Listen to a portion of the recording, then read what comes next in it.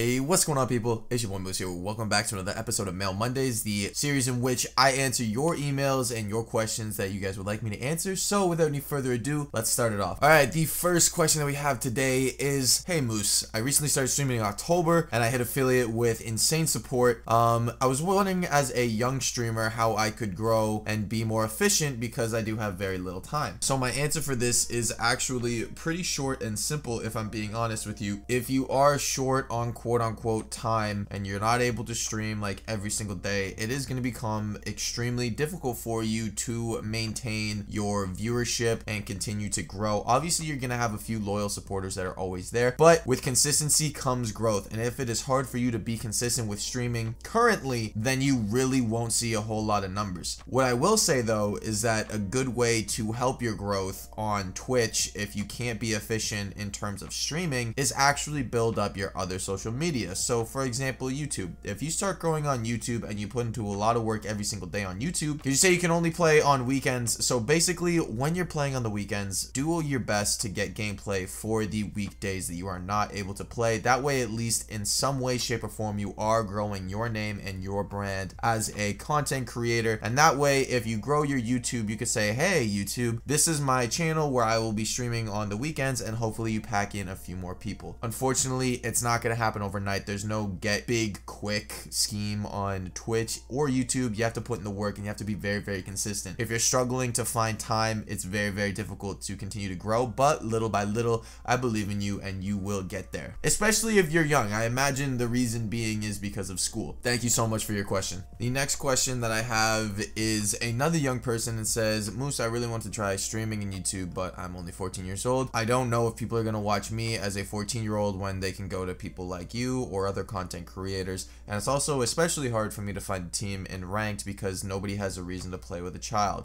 Do you have any tips on finding people that I can play with, or is it just a matter of me having to wait to get older? So I'm going to answer this in two parts, and the first part is, because you are so young, it is actually really good for you to try to get into streaming and gaming and YouTube and, you know, whatever content creation you actually desire, and figure out the basics of it. With being so young, you literally have so much time to grow exponentially. And honestly, one regret that I had when I was actually younger was not actually taking YouTube seriously, because when I was younger, I was making, you know, Call of Duty videos on MW2, and I absolutely adored the game and I played it nonstop, and I had all the content in the world, you know, nukes, toxic gamers, quick scoping, trick shots, you name it. I did literally all of it. And what I had stopped doing was making content on it because I was scared in a way, because I would have gotten a lot of backlash for being so young. But fortunately for you, we are not in that time anymore, and you won't receive anything. And even if you do, you are still so young that you are going to be learning how to do it every single day. And if you do it, by the time you are 18, you are going to be a force to be reckoned with if you actually take it seriously right now. The other part of this question is, do you have to wait until you're older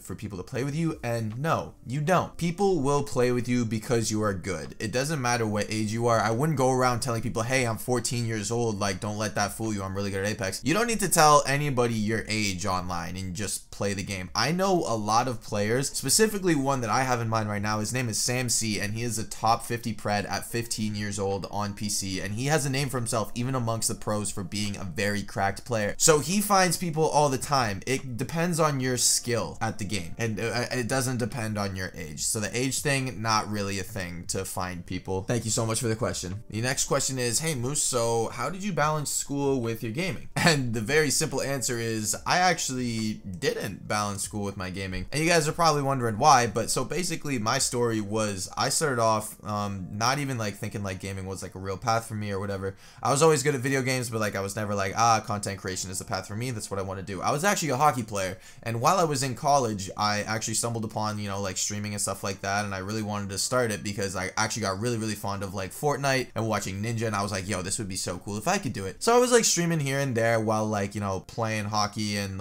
doing the college athlete life, the student athlete life. And once I blew out my knee, like it was really hard for me to like, you know, be physically active at that point in time. So like I heavily relied on like gaming and stuff like that, and all I really did was balancing gaming and school. But even then, my gaming experience was very little because I was focused on school a whole lot more than I was on gaming. Flash forward a few months, I go back home, you know, I drop out of that college and I reapply for like university here back in Canada, and I go to school there for a little bit before dropping dropping out for a second time because I really didn't enjoy what I was doing in there. So I was like, okay, I need like a year to like reset and like think everything through. And within that year, actually what had happened was I got into Apex Legends, and you know, everything just started progressing forwards in terms of me being a gamer and content creator. I got really good at the game, but I was only streaming at the time. I wasn't doing content creation. So from there, obviously, fast forward like another year, here I am doing content creation and Twitch full time. But I was never like a full-time streamer balancing school because I always prioritized school over the gaming thing. The gaming thing just happened to start to play out in my life based on the circumstances that I was in. Does that mean I dropped out of school for gaming and content creation? No, absolutely not. It was actually the complete opposite. I was trying to figure out my life, and basically when I had dropped out of school, this was the path that I ended up choosing, and it's been working out for me. So I basically made this a career out of, you know, a really bad circumstance, I guess you could say. Like, the circumstances in my life like were not at the greatest they could be. So I kind of took full advantage of the time that I had off, and I started putting into the streaming more, and then obviously into the YouTube more, which is obviously in turn growing my Twitch, and like they just kind of feed off of each other. So I know it wasn't really like a good answer to your question, how did I balance school with gaming, because in actuality I didn't, but I thought I would share that story anyways. Stay in school, kids, unless you're gonna give your all into your dream, which is what I did, and it worked out for me. So the next email I got wasn't actually a question, but it was more so like a heartfelt little message. So shout out you, Corey. Thank you so much for the kind words. Much love, brother. I'm so happy that you are enjoying the videos. Stay strong there, brother man. You got this. And the next and final question that I have is, how do I take care of my mental health, and how do I keep the vibes up while playing Apex? So this one's actually really easy, and I answered a lot actually, and my best advice to really keep my mental up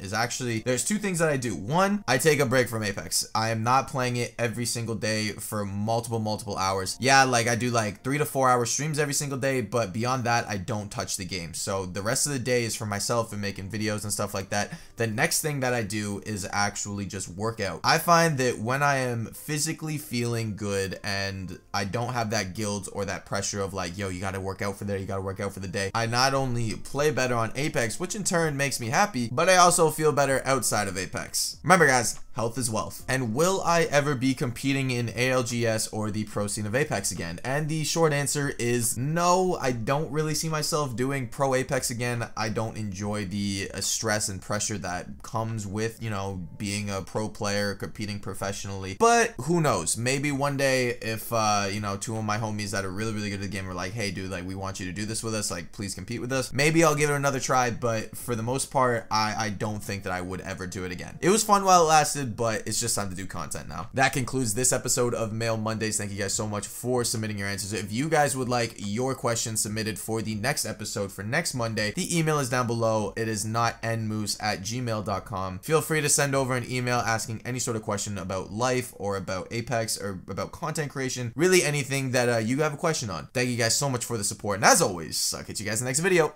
Later. I swear, batteries are literally extinct in this game. On job. I think gold mags have a higher drop rate than batteries at this point, which is actually crazy to think about.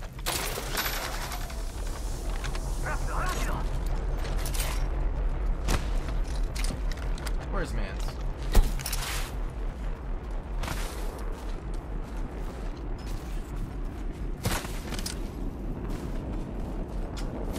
Oh, they hit this drop? They hit this drop right here. Should be. Oh, it sounds like a fight. They are.